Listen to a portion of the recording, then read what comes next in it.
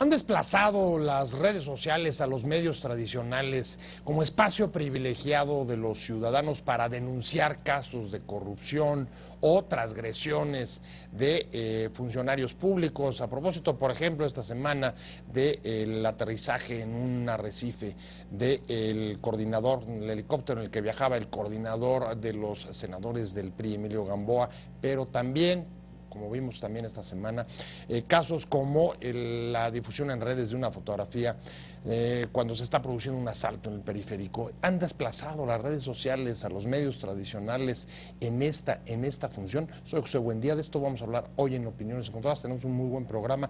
Empezamos en un momento, no se vaya, le voy a dejar nada más algunos datos para contextualizar el debate y regresamos aquí, no sin antes dejarle mi Twitter, José Buendía MX, para que me mande ahí sus comentarios. Vamos rápido pues a ver este reportaje y regresamos aquí a nuestro aforo a hablar con dos especialistas que nos van a responder esta pregunta con la que hemos abierto el programa.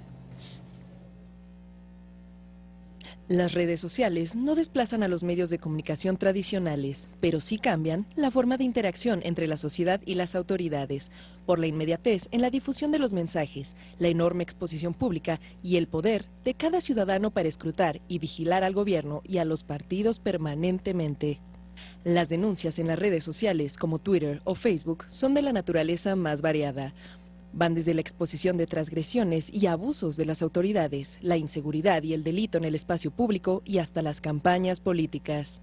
Por ejemplo, el secretario de Gobernación Miguel Ángel Osorio Chong publicó recientemente en redes sociales un logo con su nombre y no el escudo de la Segov.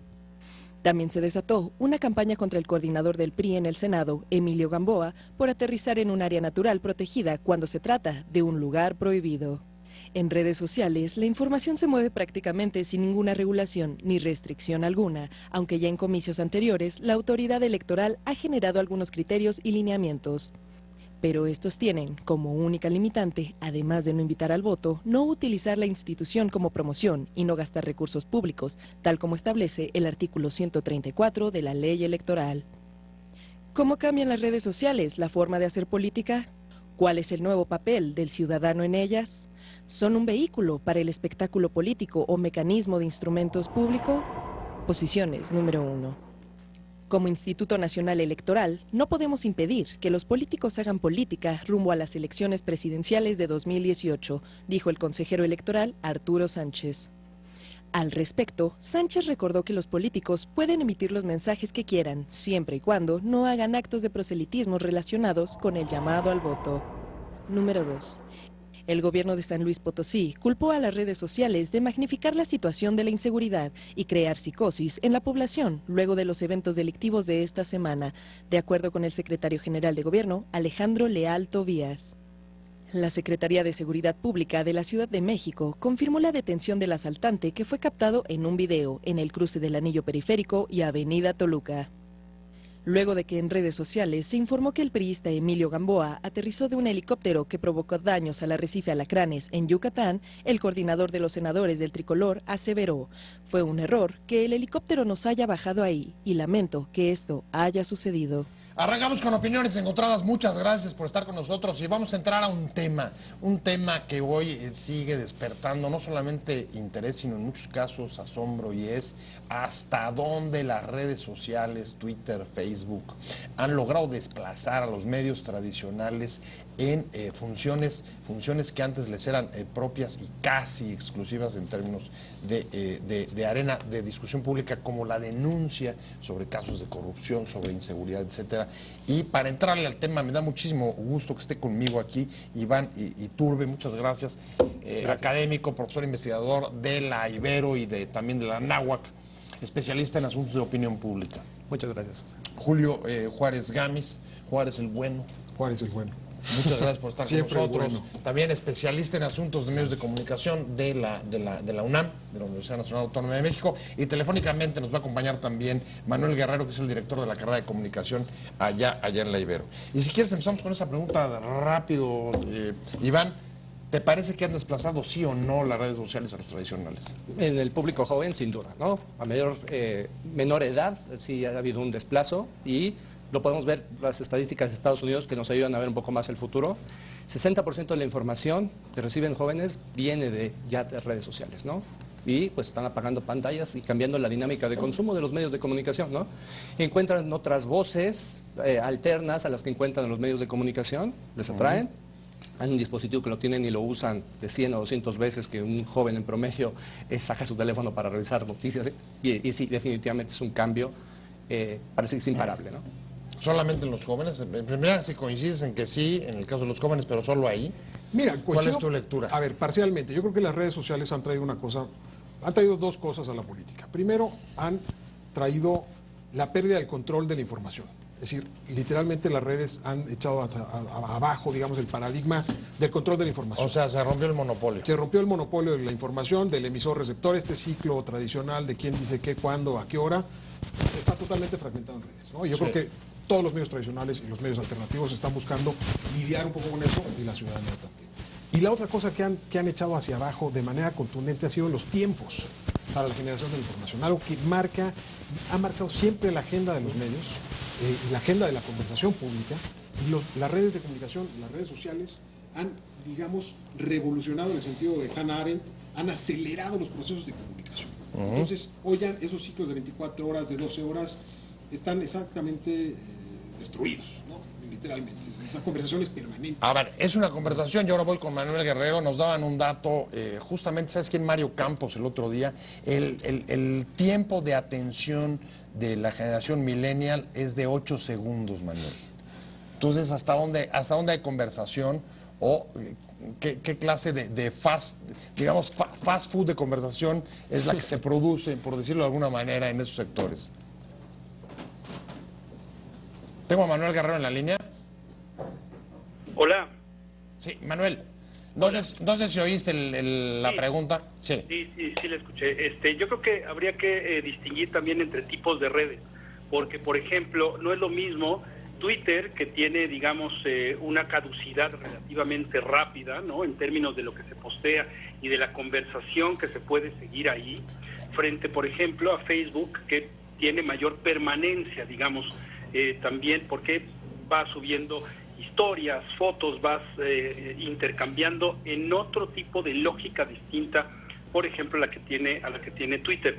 Entonces yo creo que también depende del tipo de red social, y hablar de redes sociales digitales en general, pues también yo creo que hay que ver los usos que los usuarios les están dando a estas redes en términos de su involucramiento y acercamiento a lo público, más allá de solo la política, también a los temas públicos. Yo hice un proyecto que está a punto de salir publicado, en donde yo mostraba cómo incluso los jóvenes, que son los mayores usuarios de estas redes, muchas veces no son conscientes del nivel de involucramiento y participación con temas públicos que tienen. Por ejemplo, yo decía, de la misma manera en que ellos le sacan foto a su café en la mañana y lo postean diciendo, pues mi café mañanero, y hay muchos likes de sus amigos, de la misma forma también le sacan foto al bache y se la mandan al jefe de gobierno reclamándole que por qué no han reparado el bache en su calle. Entonces, hay digamos un corrimiento, y voy con Iván, de las fronteras entre lo público y lo privado. Está cambiando, a pesar de que hay un informe que hoy hace público, incluso de Economist, diciendo los millennials no distinguen entre el tipo de plataforma. Y esa frontera, claro que está en movimiento, ¿no? Bueno, las redes sociales, el uso de teléfonos y la proporción de la población que los tiene y que puede grabar e invadir espacios, ¿no? Sin duda se ha estado traslapando, ¿no?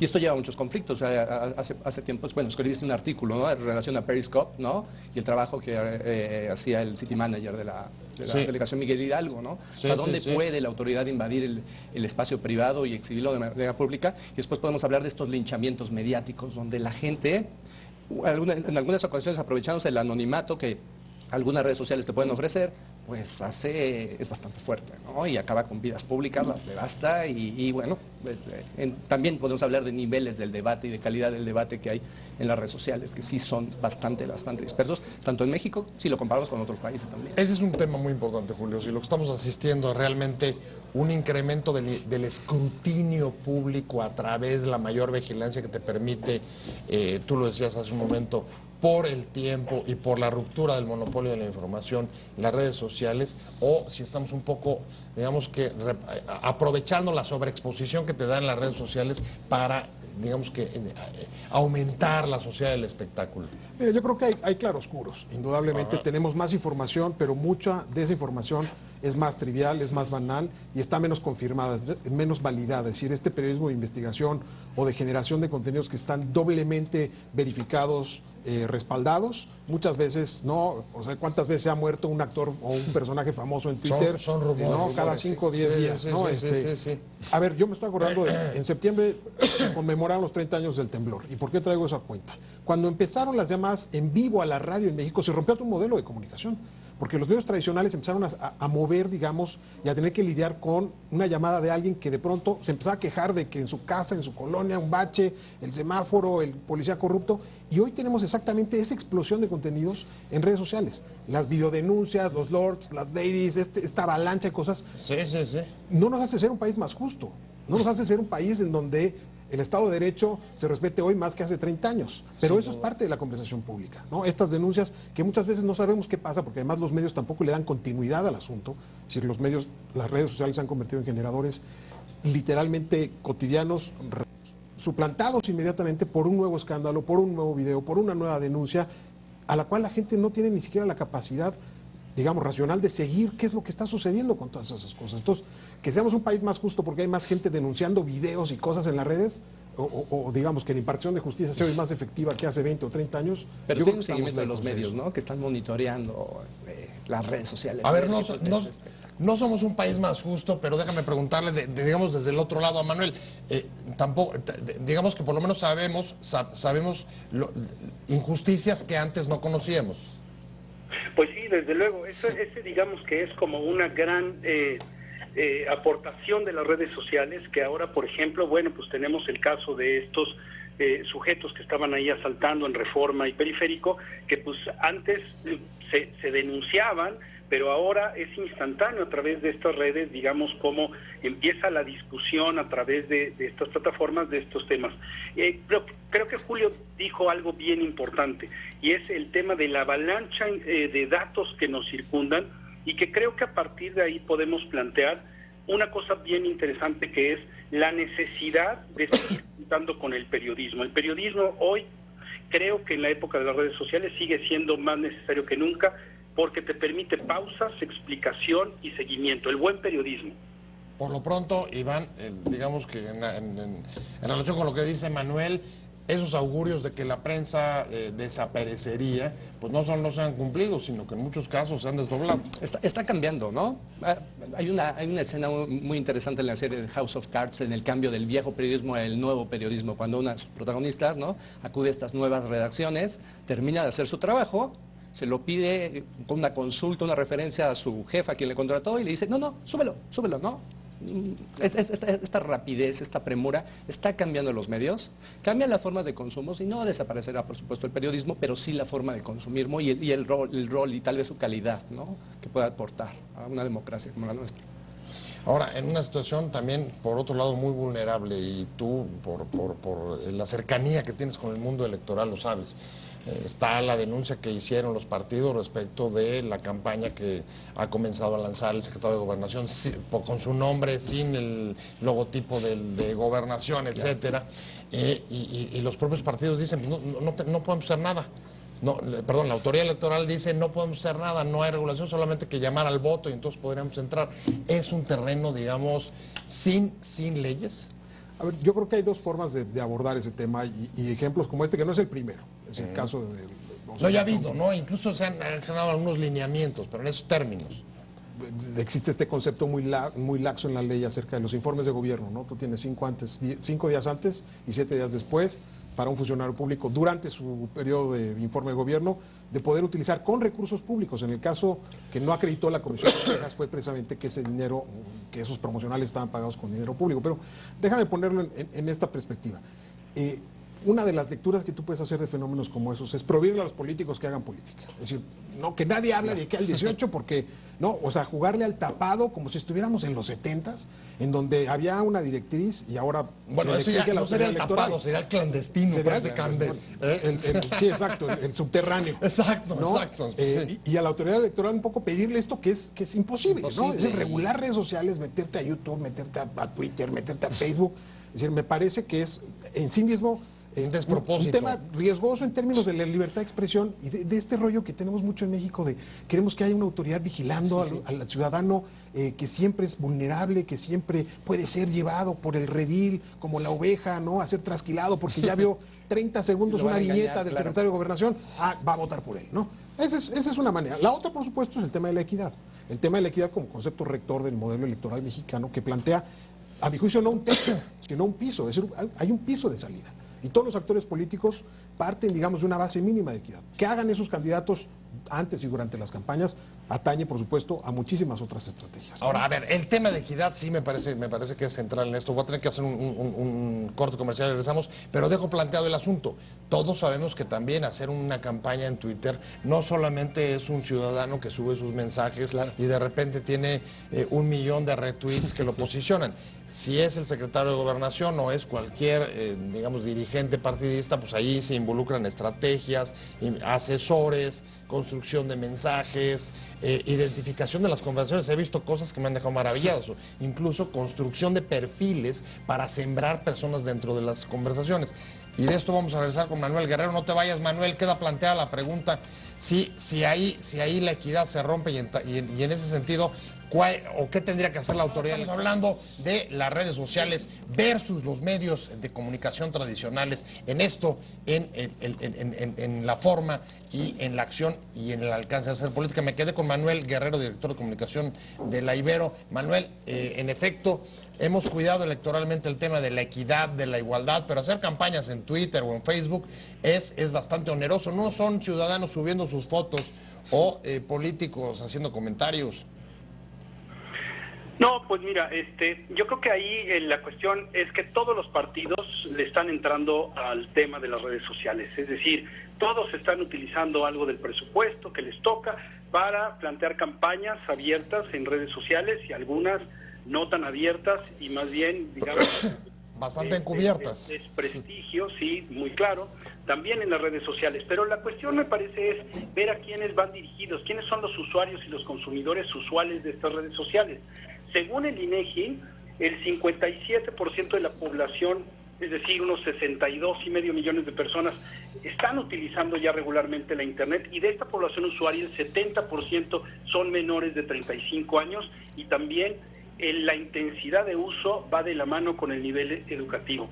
Esto quiere decir también que, bueno, pues mucha de la gente usuaria en esto se da cuenta de cuando son campañas burdas, digamos, mal hechas, cuando hay bots.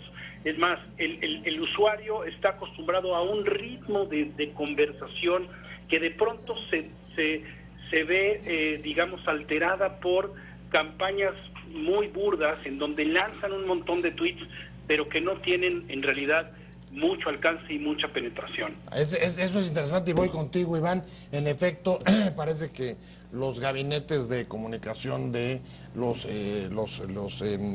representantes del gabinete, de los partidos políticos, están muy interesados casi en dar reportes sobre cuántos retweets y cuántos datos y cuántos followers.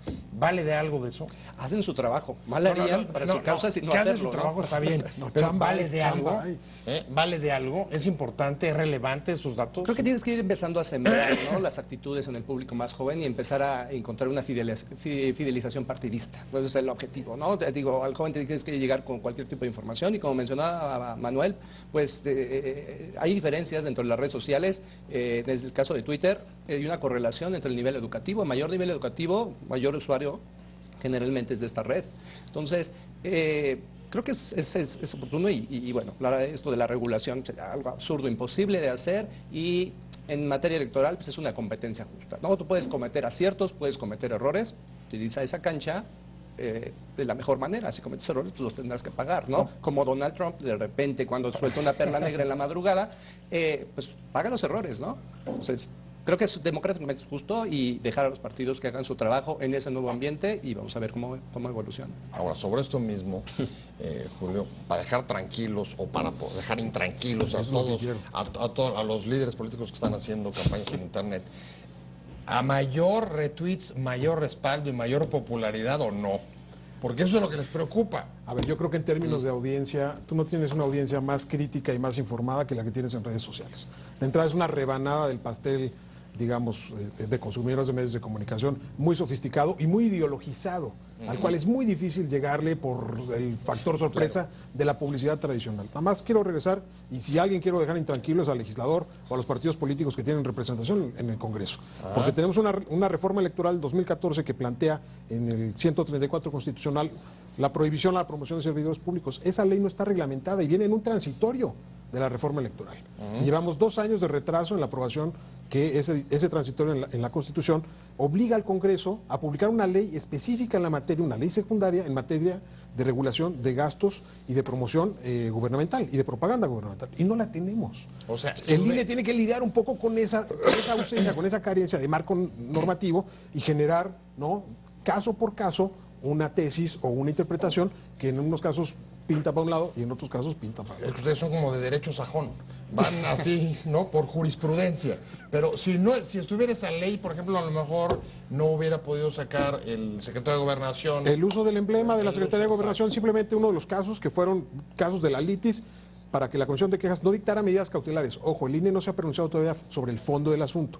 Solamente ha dicho, no vamos a dictar cautelares, es decir, no le vamos a pedir al secretario que baje esos promocionales en Twitter, ¿no? Ok. El asunto se sigue O sea, investigando en un todavía post, está en investigación. en un proceso ordinario sancionador, en donde eventualmente se verá si hubo una o no una violación a la ley y que podrá eventualmente ser revisada por la autoridad jurisdiccional, el Tribunal Electoral. Pero por lo pronto, el criterio, digamos, para determinar que no hubo una violación, pues proviene de 2 factores fundamentales. Uno, que eso está pagado con dinero del propio secretario, no son recursos públicos. ¿Es de su salario? Es de su salario, según las declaraciones y la información que ha llegado, que se allegó la comisión y la unidad de lo contencioso. Y 2, no estamos en campaña, no estamos en proceso electoral. Es decir, no estamos interviniendo, o el secretario, digamos, no interviene dentro de un proceso electoral en particular.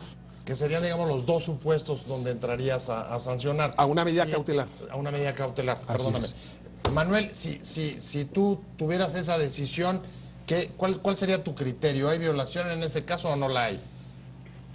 Mira, es que me parece que queremos en México sobreregular las cosas en esta obsesión de mantener a todos con un cinturón de castidad comunicativo. Entonces, a mí me parece que hay que dejar a los actores que se expresen un poco más libremente, digamos. No quiero comparar con el caso norteamericano porque hay diferencias de cultura cívica muy distintas, pero yo creo que sí entramos en la cuestión de sancionar y regular cualquier situación que veamos en la comunicación y sobre todo en las redes digitales, pues bueno, nos vamos a enredar nosotros solos y vamos a terminar, digamos, sacrificando la libertad de expresión y seguir manteniendo al ciudadano, al público, considerado como un menor de edad que hay que defender frente a los abusos mediáticos. Y además con una terrible paradoja, me voy a ir a otro corte comercial, pero regreso contigo, Iván, y es, queremos sobreregular, pero al mismo tiempo, cuando está el caso, como por ejemplo el de Gamboa, el de Emilio Gamboa, no hay sanciones encontradas, redes sociales versus medios tradicionales en la denuncia pública, en la denuncia sobre casos de corrupción, sobre transgresiones y actos irregulares de la autoridad. Y me quedé contigo, Iván, y en efecto decía Manuel Guerrero, no hay que sobreregular en relación con las campañas o con la comunicación o con hacer política de los políticos en las redes, pero al mismo tiempo cuando tienes una denuncia como la del senador Gamboa, pues no hay mayor consecuencia, salvo para el piloto y la empresa. Pero ese es nuestro problema del sistema judicial. Pero creo que alejar la política de las propias redes sociales significaría pues, quitarle a los jóvenes, justamente, si buscamos una sociedad más politizada, con un mejor nivel democrático, quitarle estas herramientas, esta participación, que cuando la tienen es esas vías. Nosotros no tenemos una sociedad que salga mucho a las calles. Hay profesionales de la manifestación, sin duda. Pero la sociedad... saliendo a las calles, participando en la vida pública, no tenemos esos niveles. Son estas redes sociales las que empiezan a sembrar o despertar en algunos esta politización que buena falta hace hacia el país. ¿Sí coincides con esa afirmación? Mira, yo creo que... ¿Están politizando las redes a los jóvenes? En algo contribuyen, ¿no? Toda estructura de comunicación, tecnológicamente hablando, siempre tiene un antecedente que es una estructura de configuración social. Es decir, si tú tienes un país apático en su mayoría, es muy difícil tener redes sociales con activismo digamos, espontáneo. Es decir, seguimos viviendo con una clase media profundamente distanciada de la política, con clases medias bajas que están totalmente distanciadas y que perciben lo político y los procesos, digamos, políticos, su condición de ciudadanía está percibida como algo totalmente inocuo, como algo que no pesa, como que la política es de unos cuantos, de un grupo que está en el poder y que ellos toman esas decisiones. La tecnología no va a modificar esas conductas sociales. Tú tienes que empezar desde abajo, con educación cívica. Tienes que hacer que la gente se sienta sujeta de derechos, pero que se sienta también responsable de perseguir, tutelar y exigir el cumplimiento de esos derechos. Yo lo que tenemos muchas veces en redes sociales es un poco este activismo de sofá. Y no quiero en ningún momento restarle legitimidad a muchas de las expresiones que se dan, ¿no? Pero el hashtag del día, el nuevo trending topic, la marcha digital, ¿no? Yo estuve ahí, sí, que se vayan todos, like, retweet, favoritear. A ver, yo creo que hay un límite en eso. O sea, y es precisamente esta percepción ciudadana de ya cumplí, ya le di retweet, ya le di like, ya escribí un post agresivo contra un funcionario, ya le refresqué hasta lo que no, a toda su parentela ya. Entonces ya cumplí con mi función ciudadana y ahí termina. Y yo creo que estamos cayendo en una equivocación. O sea, si percibimos que ese es el activismo ciudadano, si a eso queremos virar como sociedad mexicana, me parece que nos estamos equivocando. Sí, es bastante gravísimo. A ver cómo lo podemos calificar eso, y voy con Manuel Guerrero, un poco el hedonismo político o la política del hedonista haciendo participación política. Manuel, ¿tú coincides con eso? ¿Cómo ves? Pues mira, en general me parece que yo coincido con Julio, aunque digamos de manera incipiente, sí me parece que empiezan a surgir algunos espacios en las redes digitales en donde la gente empieza a tener otro tipo de acercamiento, de conexión con los temas de interés público. En esta investigación que yo hacía referencia y que se llama precisamente Conexión Pública, lo que hemos descubierto es que hay algunos temas que son disparadores. Por ejemplo, los temas de abuso de poder, los temas que tienen que ver con asuntos de corrupción que se perciben como muy graves. Ese tipo de temas, si bien en un primer momento mueven una oleada de mentadas, por ejemplo, hay un segundo momento en donde empieza en algunos círculos algún tipo de diálogo y de reflexión que las redes están favoreciendo y que difícilmente se podría tener, digamos, que te pares hoy en día a platicar con el vecino en el puesto de periódicos, cada vez se hace menos y estas redes están incipientemente, repito, generando estos pequeños espacios. Creo, sin duda, y con esto concluyo, que sí hay mucho ruido en las redes sociales, mucho, pero también hay que rescatar estas pequeñas perlas que estamos aprendiendo a construir porque tenemos que aprender a dialogar porque somos un país que no tiene una tradición deliberativa ni siquiera entre sus élites políticas. Con esto me voy a ir, es una pregunta para los tres y con esto vamos en la recta final del programa. Iván, ¿cómo te imaginas en función de lo que hemos platicado el papel de los medios tradicionales y de las redes sociales en 2018? Bueno, acompañándolos, ¿no? Digo, tratando de marcar tradicionalmente, bueno, sus líneas ideológicas y las redes sociales mostrándose como una ventana de oportunidad para los jóvenes para encontrar otros discursos alternativos, ¿no? Que les gustan bastante. Pero sí participando, tratando de revertir el abstencionismo o al contrario, digamos, simplemente reflejando el porqué, la distancia, como decía Julio, de los procesos políticos. Yo sí veo un muy buen trabajo, un esfuerzo que va a haber dentro de las redes sociales por parte de los partidos políticos, pero también veo una sociedad activa que es incipiente y que no tiene la calidad del debate que nos gustaría. Eso no cabe duda, basta con comparar, hacer un análisis de contenido de redes sociales o de posts publicados en medios digitales para ver México y otros países, para ver que la calidad del debate deja bastante que desear, ¿no? En insultos y bueno, un nivel de debate bastante bajo. Pero creo que sí va a ser un actor importante, sin duda. 2018, debate o lo que han dado ya algunos a llamar tormentas de mierda.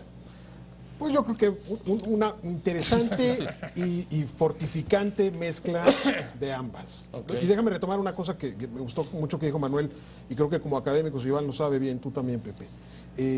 A ver, la investigación es clave aquí. Y México, si de algo tiene un déficit gigantesco en materia de comunicación política, es de investigación. Necesitamos tener más evidencia de cuáles son los efectos de muchos de estas nuevas tecnologías y de estas nuevas plataformas. Y otra cosa yo sí soy muy crítico de esta trivialización del discurso de redes sociales y de esta idea también de que la denuncia y que estamos observando a los políticos. Lo estamos observando, pero en cosas a veces muy triviales. A ver, claro. El ejército mexicano sufrió un ataque sin precedentes en la historia de este país hace unos días en Sinaloa. Y nadie está hablando de eso. Estamos hablando del helicóptero que aterrizó. Es decir, yo creo que hay una lección también para poder, ¿cómo pensamos?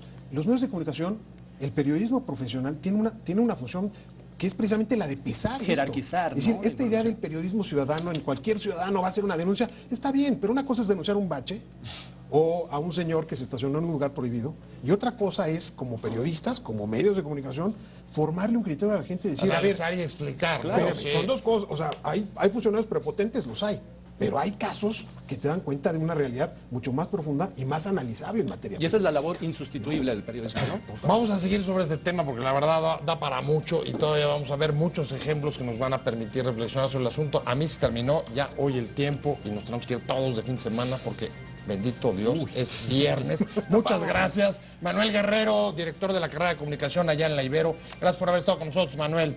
Muchas gracias por la invitación. Saludos a Iván y a Julio. Iván Iturbe, ella también es del profesor investigador de la Ibero y también de la Náhuac, y Julio Juárez Gamis, Juárez el Bueno. Encantado. Muchas Juárez el Bueno. gracias, Encantado, Julio, Julio. por haber estado aquí, Muchas especialista gracias, Iván. investigador de la UNAM. Un abrazo. Gracias. Te invitamos a seguir cuestionando la información con los siguientes videos.